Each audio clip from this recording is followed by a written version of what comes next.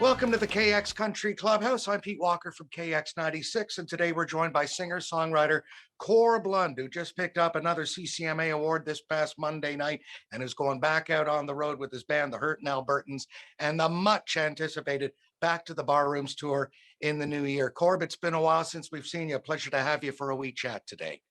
Yeah, how you doing? Doing all right, thanks. How was your CCMA weekend? What was that, award number 12 from them for you? I'm not sure. Someone told me 13, but I haven't kept track, so I don't know. Who's counting? But I saw some of the pictures, and it looks like you had a great time. You hanging out with Patricia Conroy, that Hall of Famer there, and everything. Yeah, we had a great. That was the best part of the weekend for me. After the gala dinner, that we all had a party in a suite with Patricia, and a bunch of us were picking songs till 3 in the morning. It's pretty fun. That's my favorite way to play music, honestly. Is that in a hotel room? Well, late at night with other people just jamming. Yeah, it's so fun. I tell you, I got a new vehicle recently, and I'm finally able to play music off my phone. I got about 1,600 songs on there, and the shuffle came up with All I Want to Do Is Play Cards the other day. That was this week. I thought that was very fateful and serendipitous. It's kind of serendipitous for me because I'm in Las Vegas right now, and I won a bunch of money last night playing blackjack. Okay, congratulations. And congratulations on the award for Agricultural Tragic too. Your 2002 album, $5 Bill, was nominated this year for the Polaris Heritage Prize. That's quite an honor, man. Yeah, we didn't beat KD or Joni Mitchell, but hey, what have they ever done, right? No, it was an honor. It was a real honor to be included in a list with those folks. It was it was great. I really like the Polaris Prize for a couple reasons, because it's based on albums, and it's based on the album as a unit of work rather than a single or something. And it's also based on songwriting. So it's quite a prestigious one, and it's one of my favorite awards. I think it's quite meaningful. So yeah, it was a real honor. I would say that. And $5 Bill coming out in 2002, that was the album most of us came to get to know you in the country music scene anyway. And I can't believe that album's almost 20 years old now. Yeah, I don't like to think about it. Do you still do songs off that album? Do you still play them live? Yeah. All the time. I'm in Las Vegas now because I'm down here for the National Finals Rodeo, and I'm actually singing at the rodeo performance on Thursday, and I'm doing Switch to Whiskey off that record. So yep, the answer is yes. They requested that one. So they specifically asked. I would have thought with their Americans, maybe they'd want the title track, $5 Bill. They like the whiskey, I guess. Yeah, it's time to switch to whiskey. Let's get back to the Barrooms tour. It's been a while since you've been out of the road. What, 2 years now? It will be by the time that tour rolls around in January. Yeah. Kicking off January 19th in Vancouver. You've had quite a response so far. A couple of sellouts, actually.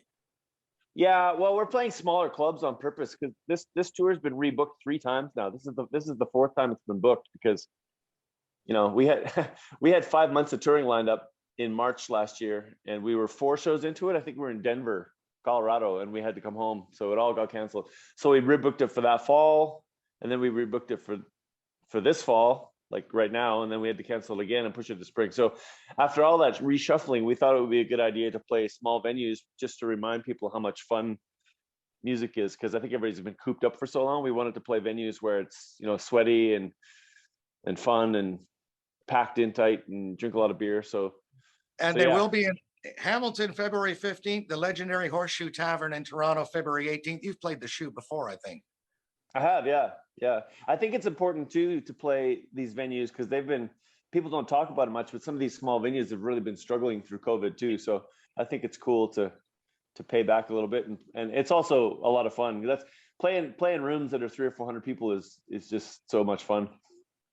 And you've got still the original Hurtin' Albertans lineup together, Grant, Kurt, Brady, all on the road with you still? Yeah, for the most part. We occasionally have a substitute, but for the most part, yeah, we've been playing together for 16, 18 years or something. It's crazy. So in addition to Agricultural Tragic and the older stuff, probably some covers on this tour as well. I know you've always got something up your sleeve to entertain us with. Yeah, the odd one maybe. But we got so many songs now. It's like we don't use a set list anymore. I just have I have sort of baseball style hand signals I give the guys to know what's coming next. So every night's totally on the fly, and we got 9 or 10 records to pick from. So yeah, it's always different every night. Well, that's great. And maybe you'll, I know you've got some new music coming in the new year too. Would you ever test new songs out on the road like that too? Oh yeah, 100%. Yep, got some new ones to try out already. It's been a busy summer for you off the road as well, spearheading the drive to stop the open pit coal mining in your home province of Alberta. Seems like a lot of folks agreed with you once you spoke up on that. What's the latest on that issue, Corb? Where is it now? It's still ongoing. The fight's not over. I think we've definitely had some victories. There's been some legislation from the federals that's helped, but the coal mines are still grinding away in the background, trying to grease the wheels.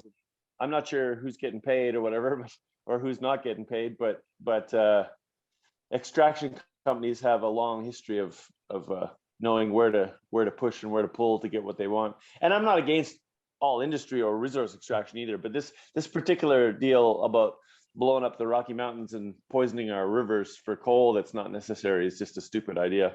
No one wants it except for a handful of people who want the jobs, like a couple hundred people per mine, and the government for whatever reason, which I don't fully understand. But yeah, so I think most people respect you enough to know that you just wouldn't throw your hat into something that you didn't believe in, and that you're not necessarily on one side or the other. You just want to get people talking about it, maybe getting to yeah, into some action. Yeah, that's right. Like I've hardly ever speak out about public events or current events or politics, because I think I respect people that are musicians that do that, but I also think music sometimes has a role to play beyond the daily grind of current events. So this one was so important to me that I felt I had to speak out about it, because and I always say too that I'm not political. I don't care. I don't really trust any politicians regardless of party, and I would be saying the same thing no matter who is doing it. But the people that brought this to my attention were ranching families are generational ranching families who were going to have their places wiped out by coal mines. So it's quite a broad coalition of people. The urban people don't want it, and the hunters don't want it, and the fishermen don't want it, and the ranchers don't want it. A lot of the irrigating farmers don't want it. So it's a bad idea. let's get back to the music. The Back to the Barrooms tour kicks off in Vancouver January the 19th, and so far wraps up in Toronto on the February 18th and 19th, 2 nights at the Shoe. Any plans to expand? And I know you want to get back to the US and Australia. Can you see yourself going back to Australia soon? I know they love you there. Yeah, I would imagine. It's been a while. It's been a few years since we've been there, but yeah, we like it down there. And we've got some Western US stuff tentatively booked for the spring too. So yeah, but we'll probably fill it if the shows sell out quick enough. We'll probably fill in some of the holes with additional shows. Do they still do the Cowboy Poetry Festival down there? Was in Montana every spring, is it? Nevada, Elko, Nevada. Right. They do. They didn't do it last year because of COVID, but yeah, they do. I play that most years. It's pretty fun. Well, it's going to be great to see you February 18th, 19th at the Shoe in Toronto, Ottawa, February 16th, Hamilton at the Bridgeworks, February 15th. Corb Lund, thank you so much for taking the time to chat with us today. Hope you have a great holiday. Thanks.